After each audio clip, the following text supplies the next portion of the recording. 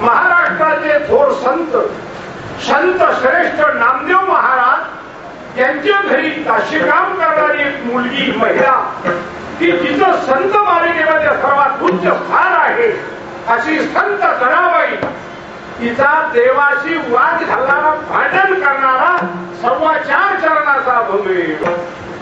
वादाची एकूण 4 प्रकार आहेत. वाद, अनुवाद, विवाद आणि संवाद. शास्त्रांचा वाद आहे. काही शास्त्र म्हणतात ज्ञानाने मोक्ष मिळेल, काही शास्त्र म्हणतात कर्माने मोक्ष मिळेल. महाराज म्हणतात पाहता गमनिगमाचा ठाव तेथे नाही भाव एकवीत. शास्त्रांचा तो वाद, देव भक्तांचा अनुवाद. वाद जरूर आहे पण त्याच्यामध्ये भांडणाला दुसरा विषय नाही. भांडायचं झालं तरी देवाशी, बोलायचं झालं तरी देवाशी. त्याला देव भक्ताचा अनुवाद म्हणतात. कायशा गवळणीच्या अनुवाद करी भूगोळातल्या सर्व गवळणी भगवान कृष्णाबद्दल कधी प्रेमाने, कधी रागाने, कधी द्वेषाने, कधी मच्छराने भांडत होत्या. त्याला अनुवाद असं म्हणतात. संवाद हा वादाचे, पण वादे वादे जाय तत्वबोधा. गुरु शिष्यांचा हा संवाद, त्याला संवाद असं म्हणतात. आणि चौथा आहे विवाद. त्याच्यापैकी हा अनुवाद आहे, देव भक्ताचा चाललेला अनुवाद आहे. भांडण आहे, तांडा आहे, वाद आहे. पण एक गोष्ट लक्षात ठेवा, भांडण्याकरता सुद्धा अधिकार लागतो. अधिकारावर वाचून भांडता येत नाही. या अंगामध्ये जनाबाई देवाशी भांडते. जनाबाईचा काय अधिकार सांगतो 2 मिनिटांमध्ये कळेल. अनेक जन्मांतरी घेऊन साधूची सेवा केलेली जनाबाई, त्यामुळे देवावर तिचं ऋण आहे. एक युगामध्ये नाही, नामदेवरायाची सेवा जनाबाईने अनेक युगामध्ये केलेली आहे. अवतार क्रमांक 1 हिरण्य कशुपूजे पुढे नामा प्रल्हाद. भक्त प्रधान म्हणजे नामदेवराय. तिथे देवाचा नारसिंह अवतार. आणि जनाबाई माझे नाम पद्मिनी दासीचे पाद. तिथे पद्मिनी दासी प्रल्हादाची सेवा केली. पुढे युग बदलले, अवतारही बदललो. युग क्रमांक 2 अवतार क्रमांक 2 तू झाला राम राजा राजा भाऊला.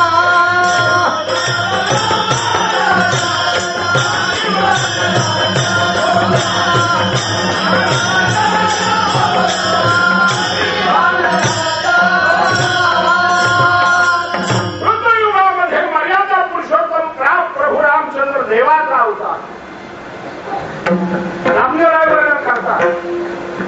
त्यावेळेला नामदेवराय, अंगद आणि जनाबाई माझे नाम मंदरा भरते मारिला. मंथरादाची जनाबाई. पुढे युग बदललं. द्वापार युगाचा शेवट. नामदेवरायांचा अवतार देवाचा अवतार. नामदेवराय उद्धव झाले आणि भगवान षडगुण ऐश्वर्य संपन्न एक भगवंताची जाण. ऐका यशस्वी अवतार ज्ञान वैराग्य ऐश्वर्य साहे गुणवर्य वसती येथ भगवान श्री कृष्ण. हा 3रा अवतार आहे. तिन्ही अवतारामध्ये नामदेवरायांच्या संतांची सेवा केली. अवतार क्रमांक 4 युग क्रमांक 4 लहान वयातच आई वडिलांनी नामदेवरायांच्या उत्संगाने. हे माझं मत नाही, मी प्रमाण सांगतोय. जनाबाईच्या भाषेत ऐकायचं का तुम्हाला? जनाबाई साधूची सेवा करत. एक लक्षात ठेवा, जितकी देवाच्या सेवेला किंमत आहे त्याच्या 100 साधूच्या सेवेला किंमत. भगवान सांगतात अर्जुना, हेही प्राणा परवते मजा आवडती निरुते ज्या भक्त चरित्राचे प्रशंसती. साधूची सेवा केली तर ती देवाला पोहोचते. तुका म्हणे देवा त्यांची केल्या पावे सेवा.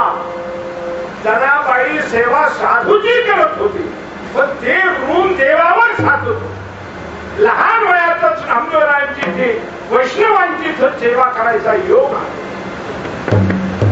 त्या काळामध्ये जनाबाईला विणी कशी घालावी हे कळत नसतं. पण हा कृपाळू भगवान परमात्मा अनेक युगात ऋण त्या ऋणातून मुक्त होण्याकरता वेळोवेळी संधीचा फायदा घेत असतो.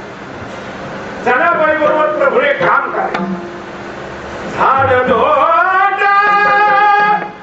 करी जरी केर भरी चक्रपाणी. जनाबाईने झाडोट करायची आणि तो केर मात्र प्रभूने टाकायचा.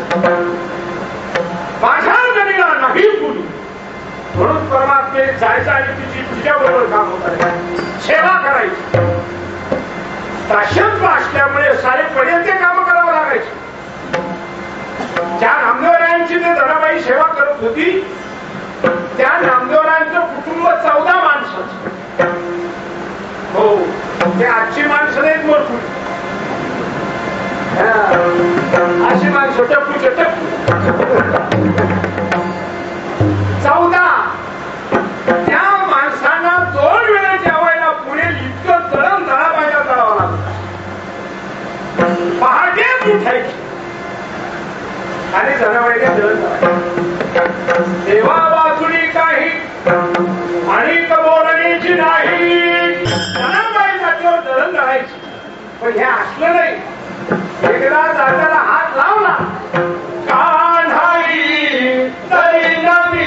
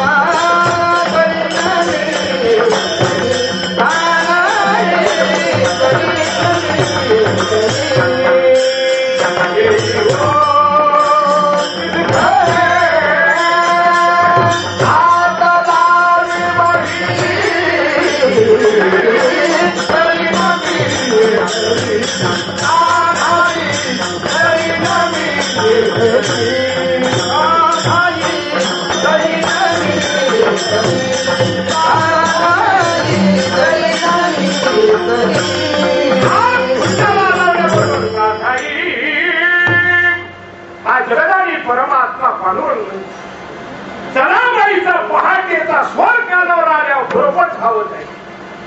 सारीच कामं करू लागायची. त्याचं कारण साधूची सेवा ही सर्वश्रेष्ठ सेवा आहे. त्या ऋणातून मुक्त होण्याकरता भगवान जोडू लागायचे. जनाबाईंनी म्हटलं का कान्हाई, पांडुरंगाने म्हणायचं जनाई. काय तो भक्ती प्रेमाचा आनंद आहे. कळेक वर्ष असं काम करू लागले भगवान. पण एका एक गोष्ट चुकली. एकादशीला नामदेवरायांचे कीर्तन वाळवंटात जातो. भगवान वाळवंटात नाचले कूदले म्हणून आमचे साधू संत त्याला पहाटेच उठवतात. ओ देवा, देव आहे तिथं सुरा. तिथं सुरा म्हणजे झोपाडू. म्हणून त्याला पहाटे काकड आरती करून उठवला. अंगावर शालू. जनाबाईचा अर्थ स्वर कानावर आला. कान्हाई तरी नवी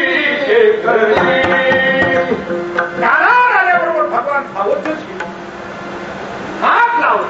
कर्तुमा कर्तू म्हणल्याचा कर्तू सर्वशक्तिमान परमात्मा. काही मिनिटाचं जळण झाले. भगवान म्हणतात जनाबाई जरा पहा पूर्वीला उजळल्या जशी दिशा गाला अतिशय शोभा. सूर्योदयाची वेळ आली. मी जातो आता महापूजेला लोक. आणि त्या गडबडीमध्ये भगवान उठल्या आणि गडबडीने गेली. पण एक चूक झाली. काय देवाचा हे माणिक मोती पाचून चढवलेल्या पितांबर राहिला तीच. आणि जनाबाईची 17 ठिकाणाची गोधडी आली खाली. विचारच केला नाही भक्ती प्रेम. गेल्या शिबिटीवर उभे अटे पहाटीच बळी पूजा करायला. आता तर देवाच्या अंगावर गोधडी. कारण माहिती होती ही गोधडी कोणाची. कारण अशी ती आकार गोधडी कुणी घेतच नव्हते. कशाला पाहती जनाबाई. ते आले. अरे हो हो हो आहे आहे. वा देवाचाच पितांबर हा. गोधडी टाकून आली. त्यांना काय देव भक्ताचं प्रेमाची आखलेली. सर्वांनी सांगितलं देवाचे भक्त म्हणून घेता, भजन करता, गण लावता, माळा घालता, देवाच्या चोऱ्या करतात. याला एकाच निर्णय. हिला उद्योग घाटावर 20 फूट लोखंडाचा शूळ रोवून फुलावर दे. निर्णय ऐकल्याबरोबर बहुतांची लोक रडू लागली. अरे तिच्या बरोबर जगत आणि परमात्मा दळण दळतो, तिच्या बरोबर पाणी आणतो, त्याच्या दारा शोणावर द्यायचं. नामदेवराने ऐकल्याबरोबर तर म्हटलं आता न्यायच राहिला. सरळ झाडे आणि चंद्रभागेत आत्महत्या करते. विलंब नाही. लगेच मारेकरी सकाळी दोरखंड बांधले. जनाबाईच्या दंडाला वढून चालवले. पंढरीत सारे लोक रडत. ही लहानशी चिमुरडी बेगर मूर्ती झाली. तिला शेवटी विचारलं, बोल तुझी शेवटची काय इच्छा आहे, तुला सोडवून द्यायचं आहे? ते सांगितलं एकच इच्छा आहे, ज्याच्या सेवा मी आयुष्यभर केली आहे, नामस्मरण करते आहे, त्या परमात्म्याला एकदा खवखवीत डोळे भरून पाहू दे. तिची शेवटची इच्छा म्हणून तिला महाद्वारात आणलं. तिने तो परमात्मा पाहिला. सावळा सगुण मेघश्याम विधेवर उभा आहे आणि मग प्रार्थना केली. आपोआप डोळ्यावरचे पाणी, प्रभू मी शोळावर चालले, असं समजू नको, मला दुःख होत आहे, मी मरणाला भीती असं समजू नको, चूक तुझी आणि शिक्षा मला, बोला देवा. देव घुसलाय का घुसलाय, देव बोलतच नाही. हे पाहून त्या प्रेमाचं परिभाषण रागात झालं, क्रोधात झालं. हो देवा, या चूक तुझी आहे, आता मी झुळावर चालले, माझा गुन्हा नसताना. देव बोलतच नाही. हे पाहून सराबाईच्या लक्षात आलं, पांडुरंगा मीच फसली. खरं तर मी अनेक जन्मांतरी तुझ्याबरोबर घेतले आहे, आजच मला फसवलोस तू असं नाही रे देवा. जरा पाठीमागचा इतिहास खायला तरी तेच सांगतोय, तुझ्या दरबारामध्ये न्याय नाही, कसा अन्याय वागतो तू सांगू तुला. उदाहरण क्रमांक 1, पुण्यवंत पाताळ लोकी गेला,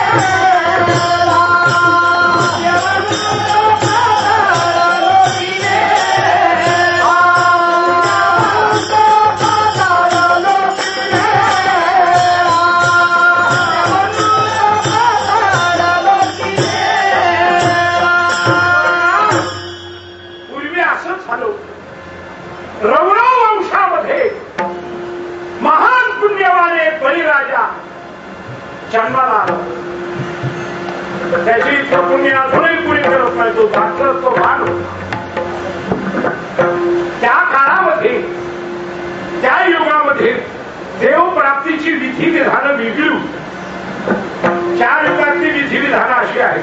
प्रत्येक ध्यायते विष्णू त्रेतायाम यजते मध्ये द्वापारे परिचर्यायाम करो यतत हरि कीर्तना. त्या काळामध्ये पुण्य संपादन करण्याकरता यज्ञ यागाची क्रिया करावं लागत. तिथून काही नव्हता. अमाप संपत्ती असल्यामुळे यज्ञ करायचं. त्याचे जवळजवळ 98 यज्ञ पूर्ण झाले.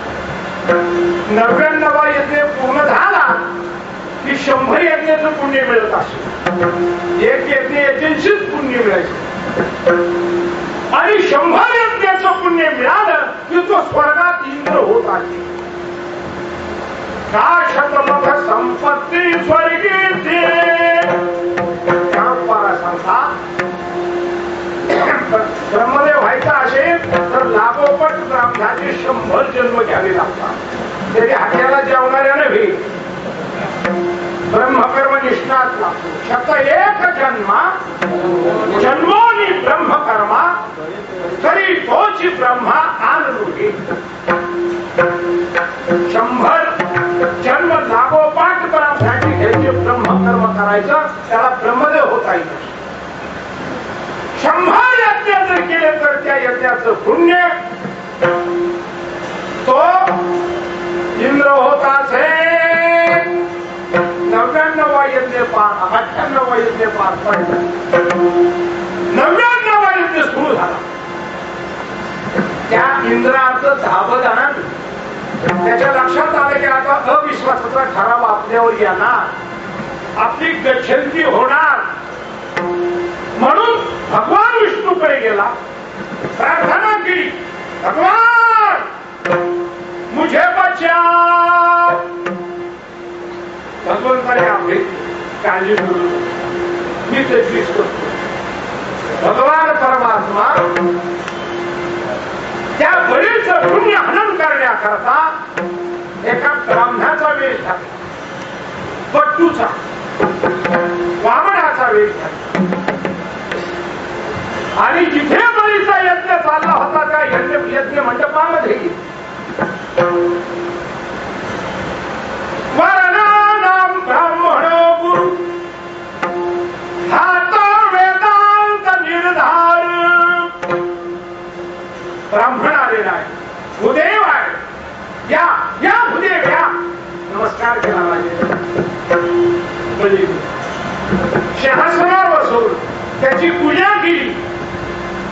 हात जोडून उभा राहा. बोला आपली काय इच्छा आहे? राजा आम्ही प्रसन्न आहोत. आम्हा ब्राह्मणाची काय इच्छा राहणार? जगाचं कल्याण हीच आमची इच्छा. गुरुदेव आपण मागावं अशी अपेक्षा करू. हे लहान म्हणजे लहान ब्राह्मण देणार. हो हो एकच इच्छा आहे, फक्त 3 पावले भूमी दे.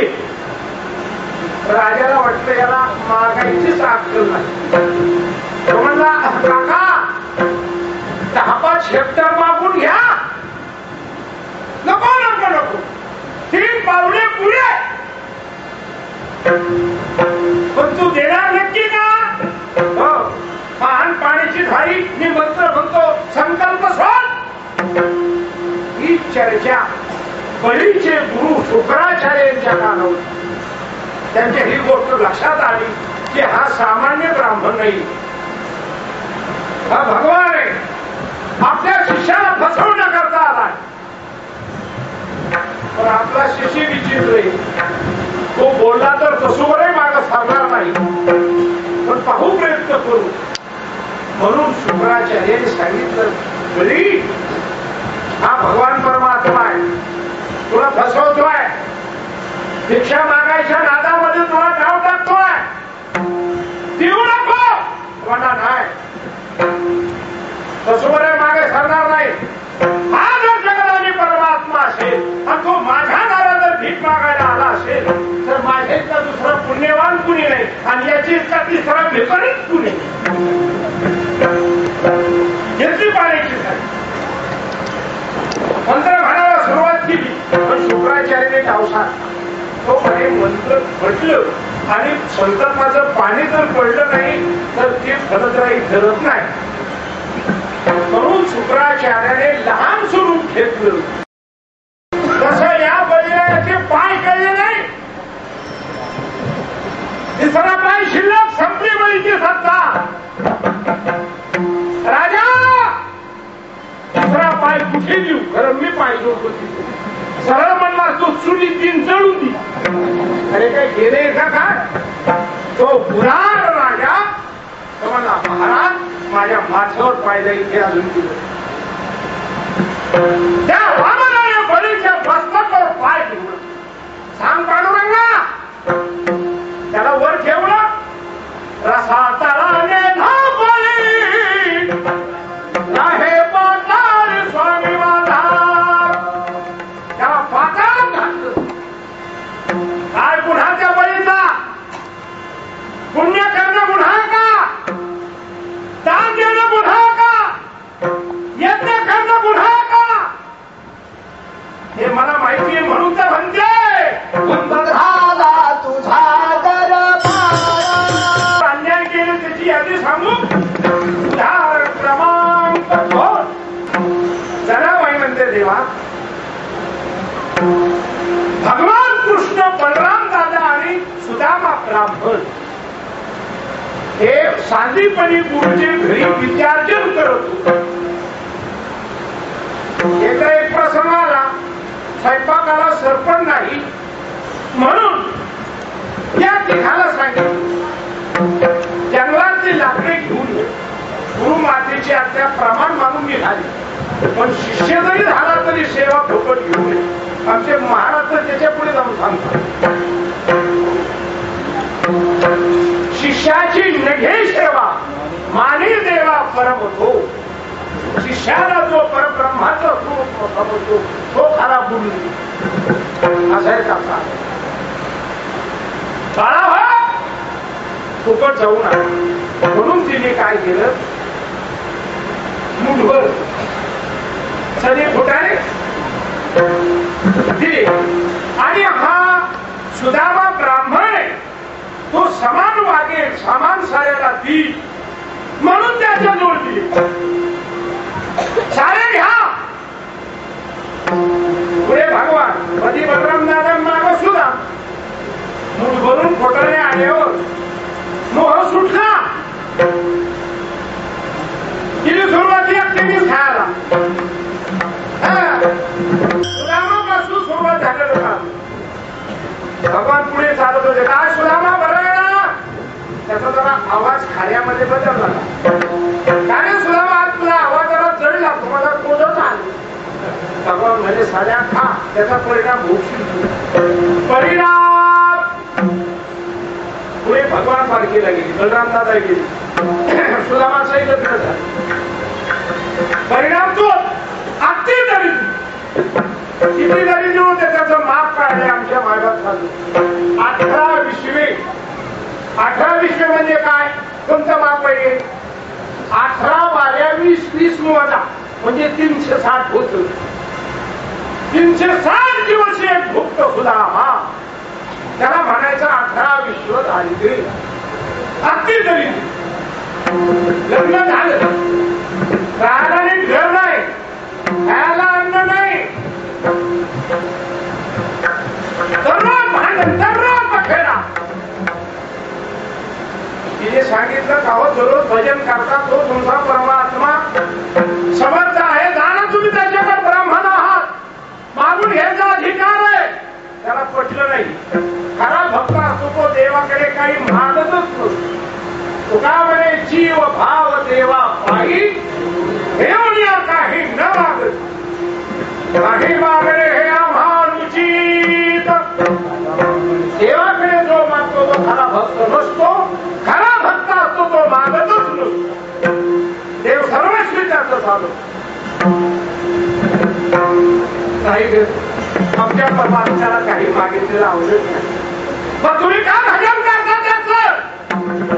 त्याच्या डोक्यात आलं. बरेच वर्ष झालाय श्रीकृष्ण द्वारकेचा नरेंद्र झालाय, भेट नाही. जाऊन भेटा म्हणतात, जाऊ का. पण आमच्या परमात्म्याकडे भेटीला जाताना काही नेलं पाहिजे. काही नाही हो, पाखाळलेले पुढे गेलेले कुचके पोहे दिले, घेऊन अडवला द्वारपाळा सोडला. कोणतं करून भेटले हे तुम्ही रात्रीच आई. स्नान घातलं, बदल कपडे अंगावर घालायला दिले, चांगलं जेवण. आणि मग विचारलं सुदामा, बहिणीने माझ्याकरता काय दिलंय का. मला देवा खरं सांगू का आहे, पण ते तुझ्या योग्य दिसत. आणि निष्काळून घेतले मुठभर पोहे. आई शक्तीने बसल्यावर त्यांच्या पटकन ध्यानात आलं, हा भगवान त्रैलोक्याचं राज्य या सुदामाला दिलं. हातातून त्यांनी हिसकावून घेतलं. मग थोडं थोड्यात दिलं देवाची. 15 दिवस सुदामा राहिला, त्याची कातरच जमा. तुम्हाला सांगू का, सप्ताह म्हटलं की आमच्या चेहरे सारी पडून जाते. सप्ताहामध्ये चकाचक बासुंदी, टायमाला जेवायला, कशाचं लक्षण आहे. असं माझ्या बोलण्याचं तात्पर्य इतकं आहे, सुदामा तेजकार, वरा भोमट्या, देवाचे कपडे अंगावर. 15 दिवसानंतर तो हळूच देवाला म्हणाला, मी इथे खातोय पितोय, पण घरी सारी मुलं बाळ उपाशी येत, जावं म्हणतोय मी. भगवान म्हणजे मग सकाळी लवकर निघ. राहत नाहीच, पण सकाळी लवकर निघाय. पण डोळ्यावरचे पाहिल्या मी अहोरात्र भजन करतो. बायकोने जर विचारलं की तुम्ही त्याचं भजन करता, त्यांनी काय दिलं, काय मागायची जीभ रिटली नाही. बराच लांब गेल्यानंतर प्रभूने पाहिला आणि हात मार, सुदामा. त्याला वाटलं देवाच्या नक्की ध्यानात आलं बरं का. असं बांधून तुरू पळत आलं. मला वाटलं नक्की देव आता देवाने जवळ येऊ दिला. विचार सुदामा तू पहिल्या दिवशी आला त्यावेळेला कपडे कोणते होते तुझ्या अंगावर? मला ती काय कोण केले तू? हा ते घाल हे उतरून ठेव. मला तिच्या आईला काय याला कपडे द्यावं नाही. हे कपडे चढवले आणि क्रिया. पण गावाचा चेहराच बदलला होता. मातीच्या विटाच्या भिंती नव्हत्या राहिल्या, पूर्ण सोन्याचा गाव. मुठभर पोह्यासाठी गाव सुवर्णाचा तिथला. जनाबाई म्हणते तेव्हा ज्या सुनामाला लेकरा बाळाचा व्यवहार करायची अक्कल नाही त्याला व्यवहार कळतच नाही. तो हा व्यवहार योग्य आहे का?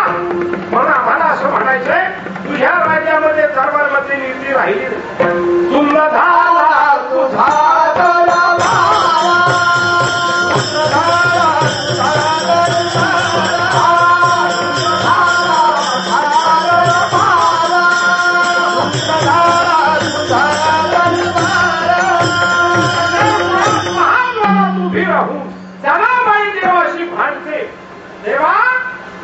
मला एवढंच माहिती असं नाही.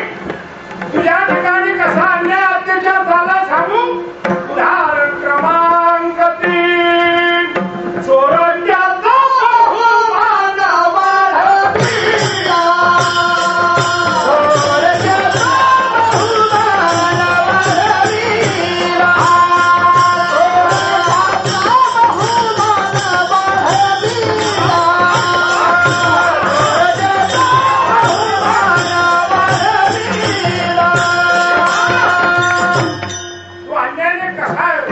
उदाहरण क्रमांक 3 चोऱ्या करून पोट भरणारा आपला आणि कुटुंबाची वाड्या पुढे.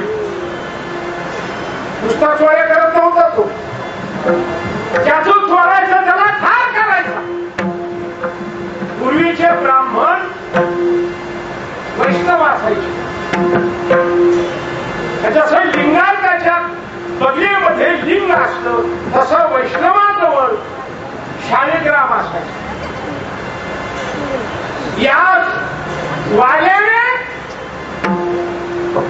अनेक हत्या केल्या. पापकीनी काय केलं त्याने? ब्रह्महत्या केली. अनेक ब्राह्मण मारले. दिलं तरी मारायचं, नाही दिलं तरी मारायचं. पुरा तयारच होती. किती मारले सांगतो. एक ब्राह्मण मारला, अगोदर धरायचा, दरवाजा काढ पैसे, पैसे तो चापायचा. बगलेमध्ये सुकी पिशवी, त्याच्यामध्ये देवी, त्याच्यात पुन्हा राबोळ आणि त्याच्यामध्ये शालिग्राम असायचा. पण ब्राह्मण देत नसे वैष्णव आश्रमामध्ये. अरे अरे अरे ती घेऊ नको, नाही रे ते कसे फटाफट मग पुराण घालायचं डोक्यात. ते ब्राह्मण मारायचं. तो ती पिशवी सोडायचा, डबी उलगारायचा, त्याच्यामध्ये तो खरा. तो माझ्यावर काय ब्राह्मण मूर्खे ह्या खऱ्या करता मिळलं. पण मला हे टाकाऊ वस्तू नक्कीच नाही. ज्या अर्थी या खऱ्या करता ब्राह्मण मिळेल त्या अर्थी आज जरी भाव नाटला याला तरी आज उद्या याचं मार्केट नक्कीच वाढेल. म्हणून त्याने तो शालिग्रामचा लहानसा खडा एका मोकळ्या रांजणामध्ये टाकायचा. असे नुसत्या खड्याने 7 रांजण कामनाचे भरले. वा किती क्षत्रिय मारले, किती वैश्य मारले, माफ नाही. ब्रह्महत्यारा महापापी पंच महापातकी वाल्या पाप करतच होतात. त्याचा भाग्य होते. हातात बरशी पुराण घेऊन बसलेला वाल्या सावध पाहत होता. त्याच रस्त्याने ब्रह्मानंद चालत ब्रह्मविना वादवीत ब्रह्मपदे मुखे नारायण दुसरा नारायण नारायण. महर्षी नारद गळ्यामध्ये असं सांगितलं. हो काय? नारद म्हणजे काय का पैसे काय? नारद म्हणजे मात्र कसे पैसे? मग काय असेल ते घे. नारद म्हणजे घे मी नंतर स्वाद धावला. साधूच तेज नेत्रात असत. एकदा साधूने पाहिलं की चोरच काय हो पशूंचा सुद्धा उद्धार होतो.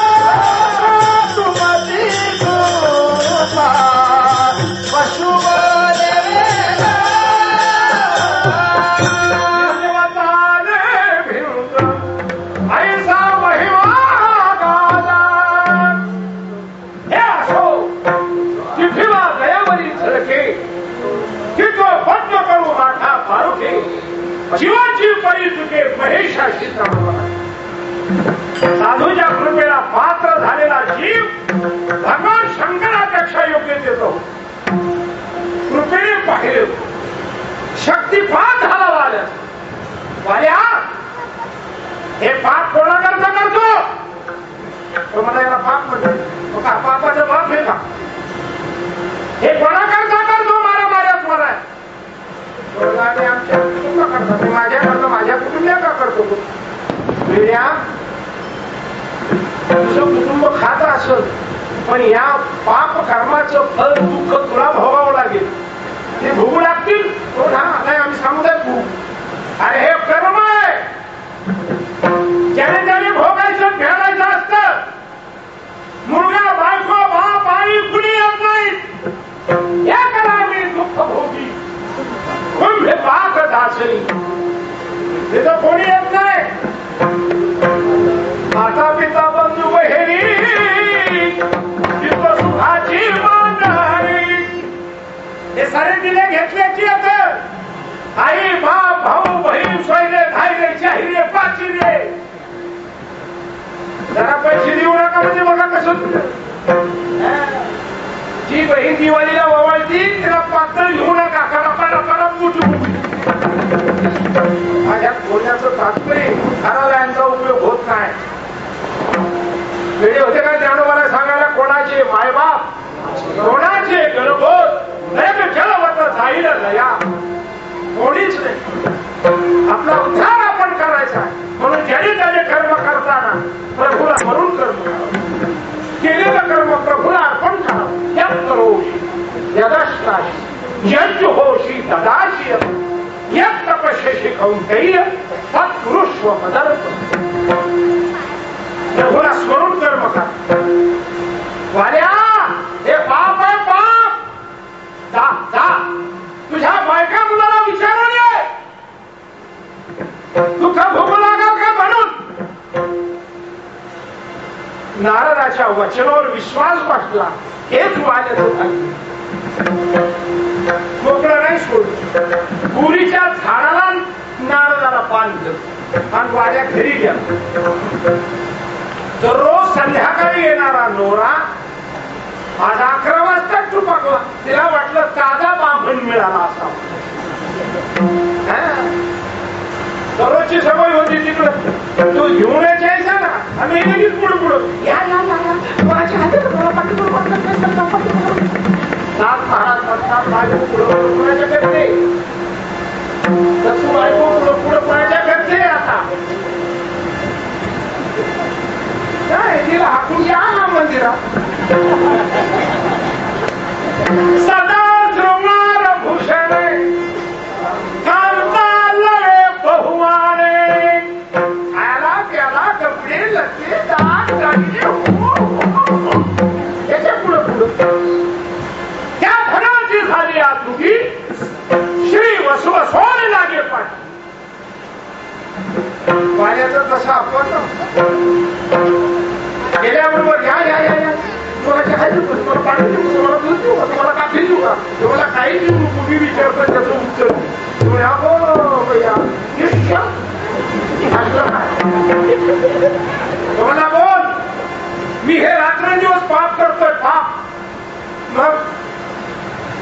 पापाचं फल दुःख आहे, हे पाप तुमच्याकरता करतोय, भोगू लागताल का? मी तुमची बायको आहे, अर्धांगिनी आहे, मला सांभाळायचंय, तुमचं आद्य कर्तव्य आहे. तुम्ही पाप करता का पुण्य करता आम्ही विचारतोय का? केला असलं पाप पण त्याचं फल दुःख ऐकलं तर भोगा तुमचं तुम्ही.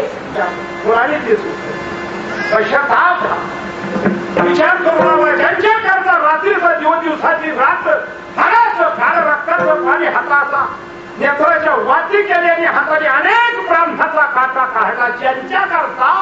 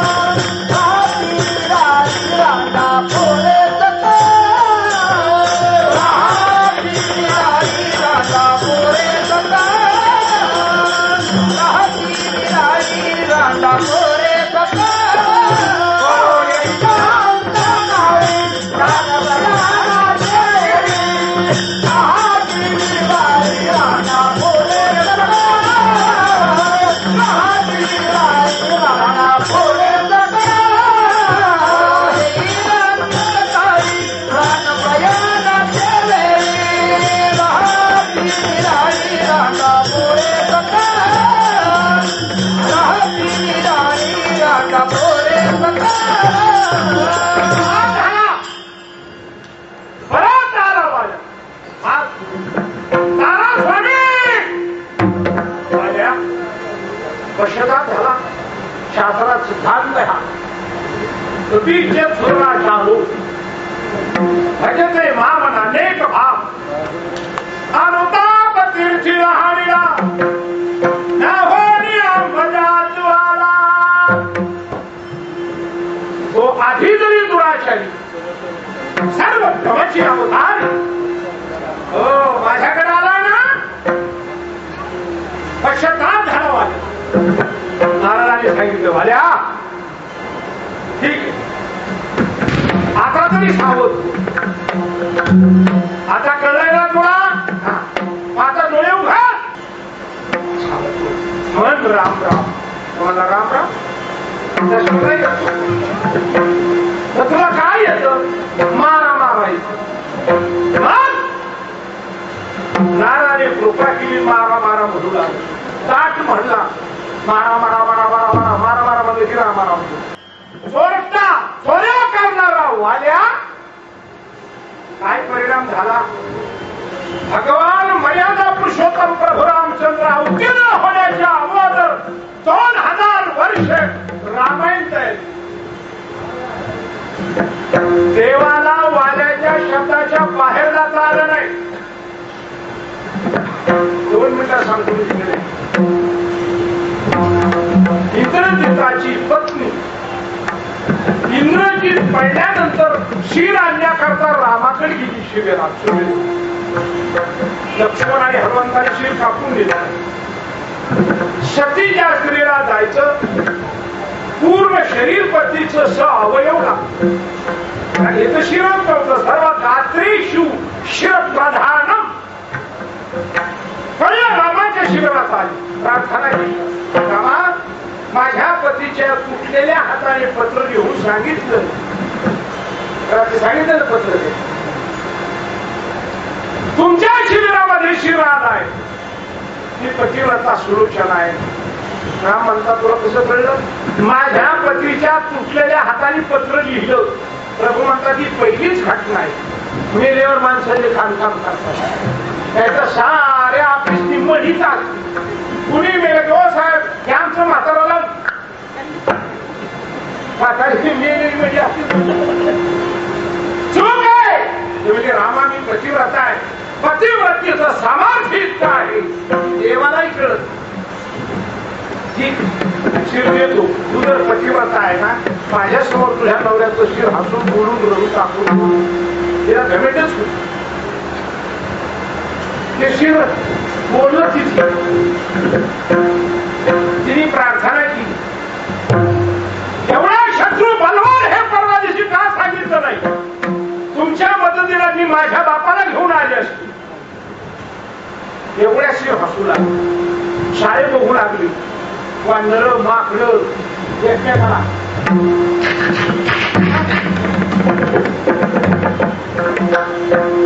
तिथेच लक्ष्मण प्रभू रामचंद्र हनुमान सुग्रीव कामून तिने विचारलं प्रभू इतकी माझी दुःखाची अवस्था तुम्ही जिवंत असता त्या रामाची काय किंमत होती बोलायची आता हसण्यासारखं काय ते शिर बुडू लागलो इंद्रजिताची वेळे तू काय तुझ्या बापाला आणतीस त्याचा तर पराक्रम आहे हा लक्ष्मण तुझा पिता आहे हे लक्ष्मणाने ऐकल्या बरोबर उभ्याने शरीर टाकतो गर्भाला जोडू लागला पक्षांचा पडू लागला केस तोडून घेऊ लागला मृतिका तोडत घालू लागला माझ्या हाताने मुलीला वैधव्य इतकं लक्ष्मणाला दुःख झालं रामाला आनंद झाला असेल एका कलियुगाचे भव्य एक मुंबईला आणि एक गावी असला का गावचा आवरात चिताला घ्यायचो भाऊसाहेब मी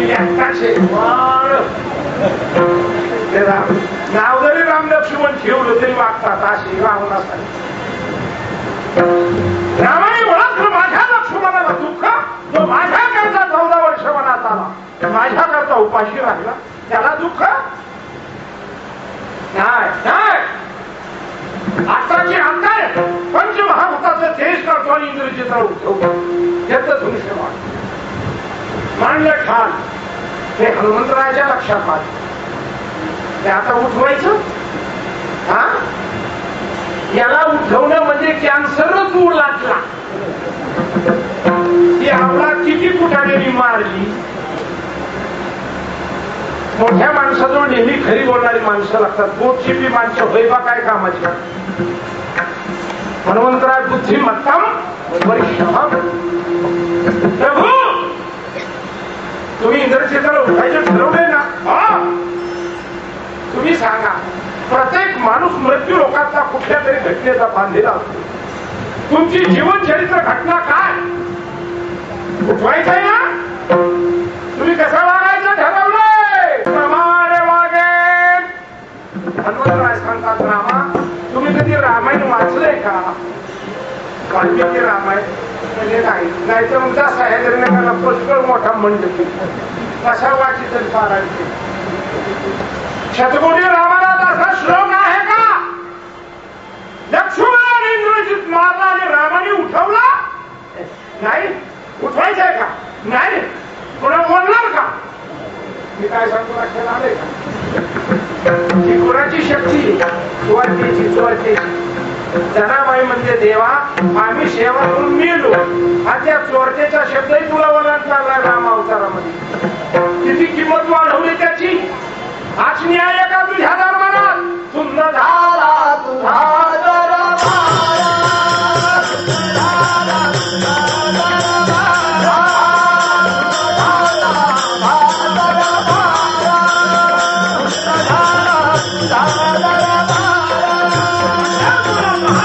पांडुरंगाच्या दारात उभी राहून जनाबाई देवाशी भांडते सांग देवा हा न्याय का तुझ्या दरबारात राहिलेला तू कसा अन्यायाने वागतो उदाहरण क्रमांक 4 कीर्तिवानाचा अपमान केला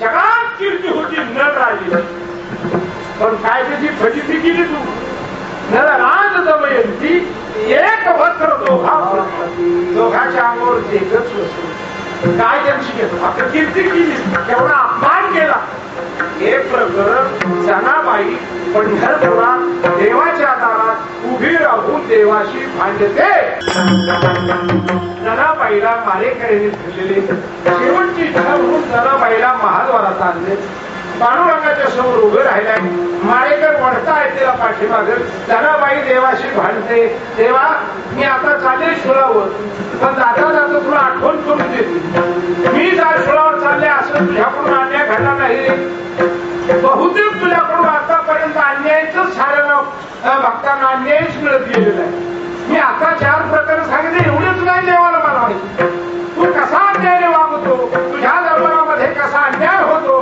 कसा न्याय राहिला नाही उदाहरण क्रमांक 5 वैर्याची झाली मोक्षाची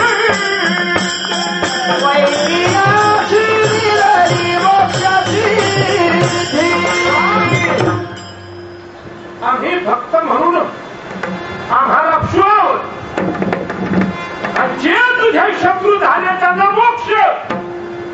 अन्याय उदाहरण क्रमांक 1.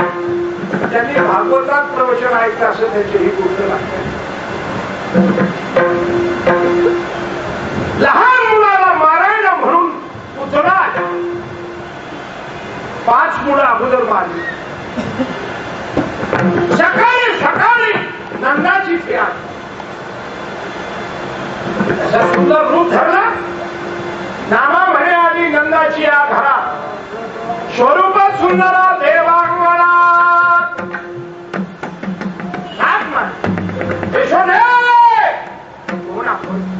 ही मावशी कोणाची? अगं तुला मुलगा झालं बाळ्यानं घेऊन आले.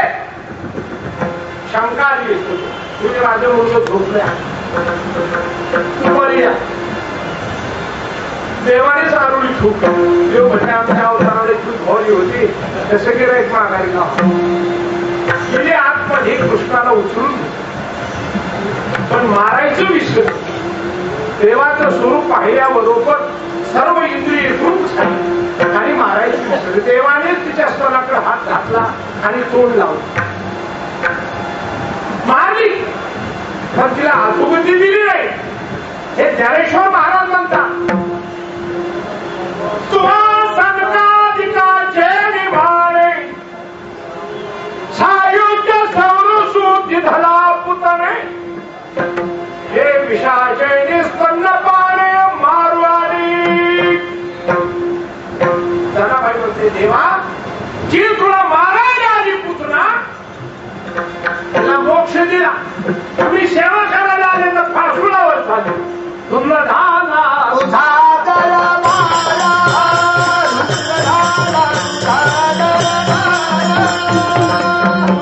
क्रमांक 2 भगवान श्रीकृष्णाचा आत्ते भाऊ शिशुपाल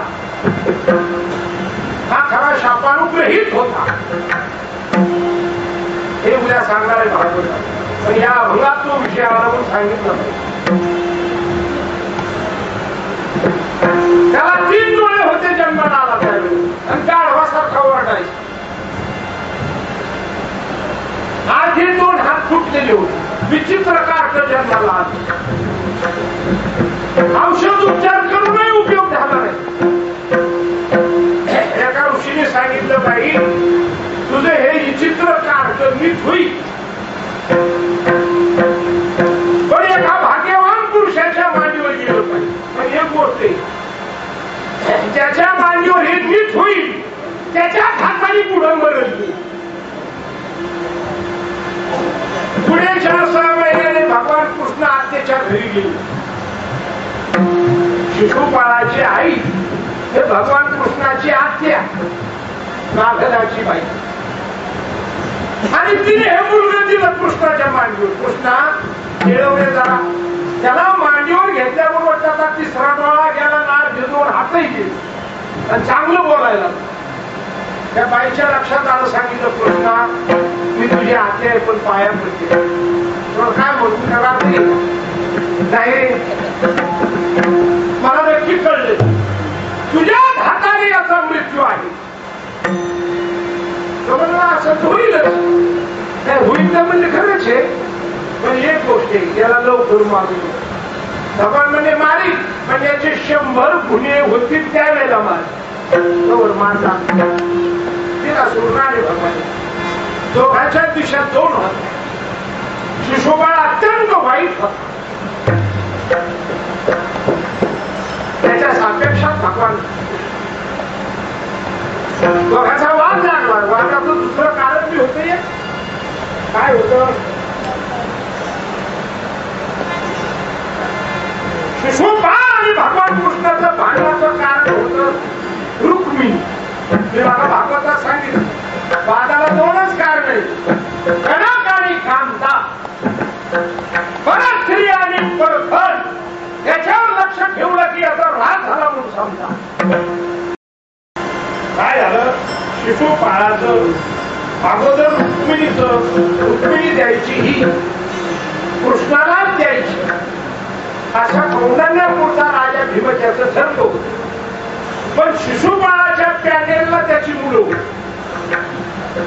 मुलं काय अयोध्येत पोहोचले.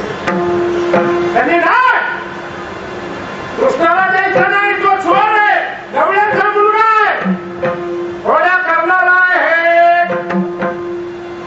शिशुपाळाला ते ठरलं थोडं याच्या प्रदर्शन द्यायचं.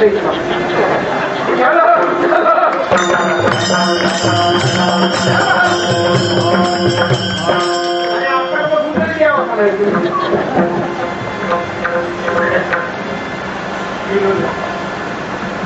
लग्न झालं रुक्मिणीचा आणि शिशुपाळाचा. मंडपाई दिला, हळदी लागल्या, नवरा नवरी नटून फिरायला लागली इकडे. पण मी जोडच होता. पुरुष प्रधान संस्कृती असल्यामुळे मुलीला बंड करता येत होत. मुलीचं औक्षण करण्याकरता सुदैव नावाचा ब्राह्मण लग्नाच्या आठव्या दिवशी गेला. त्यांनी मुली पाहिली. म्हणला मुलगा ढेर पटिया, बाबर पटिया, आठ पटिया, आणि मुलगी सुंदर सुकुमार सुलक्षणी.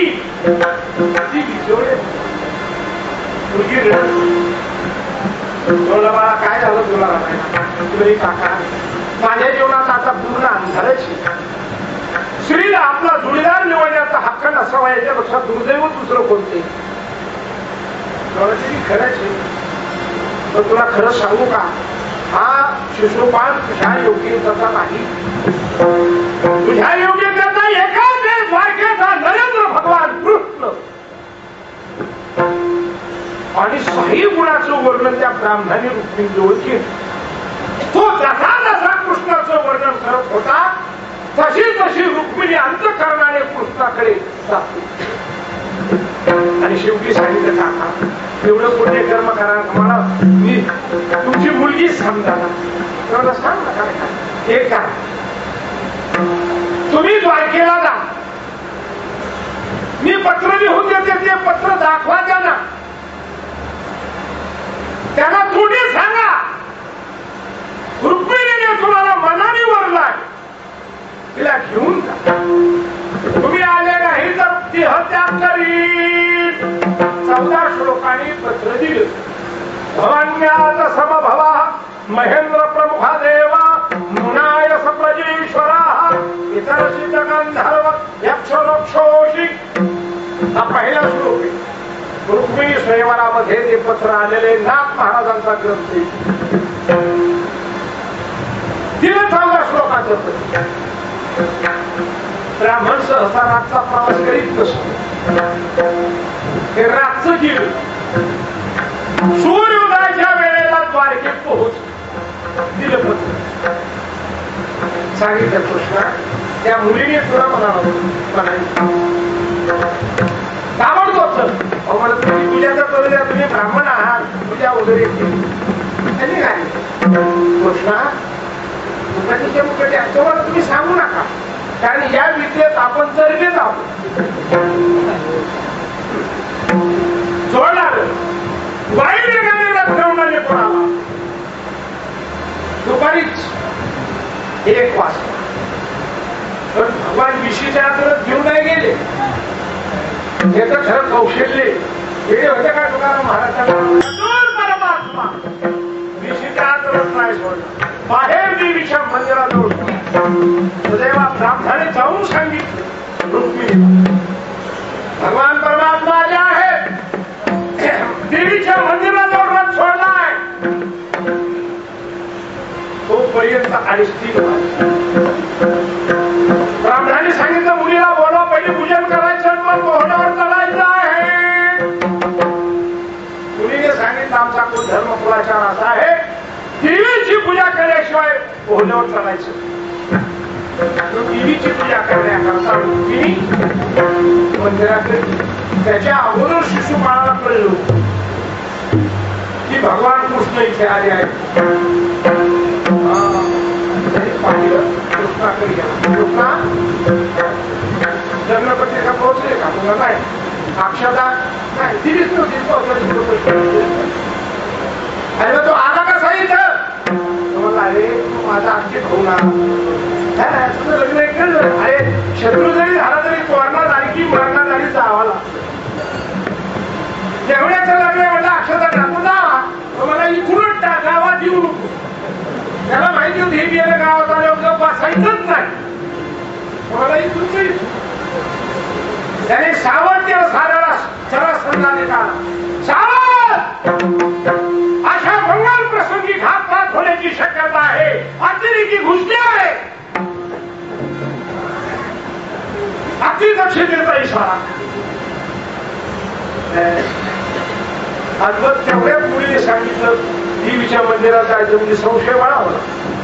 शिशोबाने सांगितलं जा देवीच्या मंदिराभोवती 7 प्रकारचे वेढे द्या, हत्यार बंद ठेवा. रुक्मिणी जाताना एक म्हातारी ब्राह्मणी घेतली असा भागवतात उल्लेख. तिने आज केली असं देवीची प्रार्थना केली, हे महान माते तूच विचार कर. आपण दोघी एका डिपार्टमेंटचे आहोत. तुला चांगला पती आवडतो, मला हेअरपोर्ट ठेवले. तुला पटता काय देवीच्या आम्ही टाकलो. तुम्ही काय म्हणणे बोलव ना कृष्णाला तुझ्या समोर लग्न लाव. तिने लगेच तिथून केलं करून घ्या.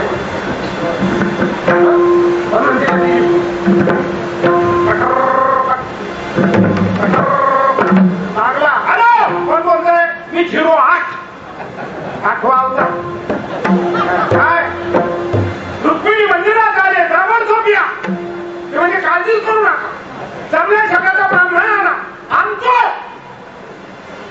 भगवानजी एकटे नाही, नारदाला घेऊन गेली. गुप्त रूपात आतमध्ये ती ब्राह्मणी देवी आणि वगैरे रुक्मिणी बाहेर गेली. बाहेर हे 5 आतमध्ये नारद गेला का लग्न लावायला. एका बाजून देवी एका बाजून नारद. अश्लील घालेली लग्न लावायला नारदाचा एक नंबर. नारदाच्या वाट्याला चांगली लग्न कधीच नाही. ती घालेलं लग्न कौशल्याचा दशरथाचा याच्यावर कुणी लावलं? नारदाने. मुखानिवृत्ताचा 12 भानगडीचं लग्न कुणी लावलं? नारदाने. चांगलं लग्न कधीच नाही. बाहेर सावध म्हणून ओरडत आणि यांनी लावलं लग्न पुण्याय सावधान. हा परमात्मा सर्वशक्तिमान बाहेरून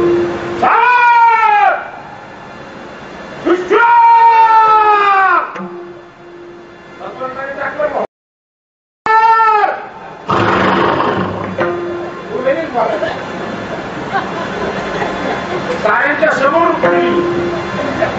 4 वाजले, 4:30 वाजले, 5 वाजले, 5:30 ते बापण मारायला लागलं. 5 दोरी मुली आला बाबा, दोरी मुली आला. शेवटी शिशोपाळाने शेरापतीने म्हणून रुक्मिणी मंदिरात जाते देवीच्या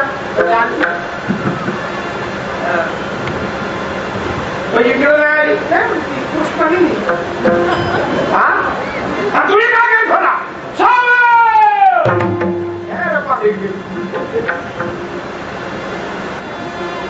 प्रतिज्ञा केली. रुक्मिणीने 15 दिवसांच्या आत कृष्णाचा परिपाद्य करून रुक्मिणीला आणतो. काही उपयोग तेव्हापासून शिशोपा दुःख धरून होता. पुढे मानवांचा राजसूय यज्ञ झाला.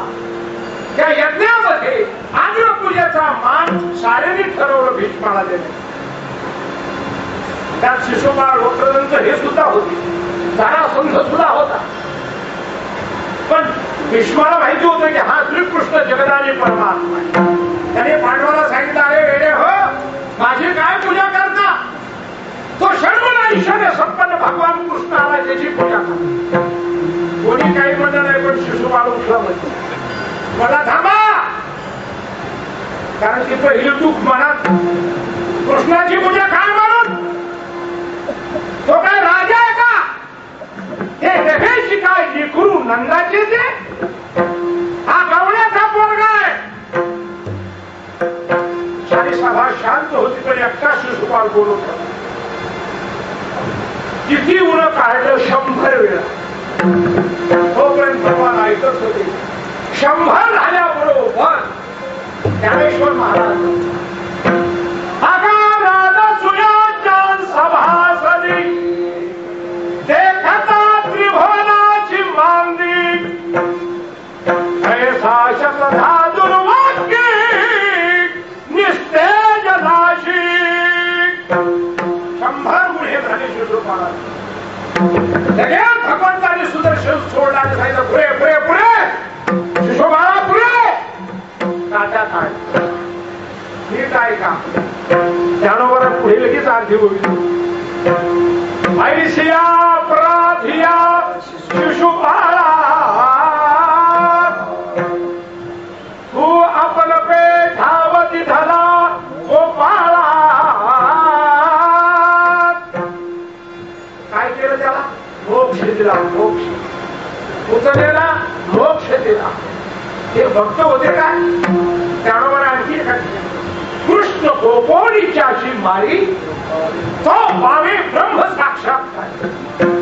जनाबाई म्हणते देवा ते तुला मारणारे होते तू तुझे शत्रू होते त्याला तू मोक्ष दिला आम्ही आयुष्यभर भजन केलं आणि आज तुलावर पाठव.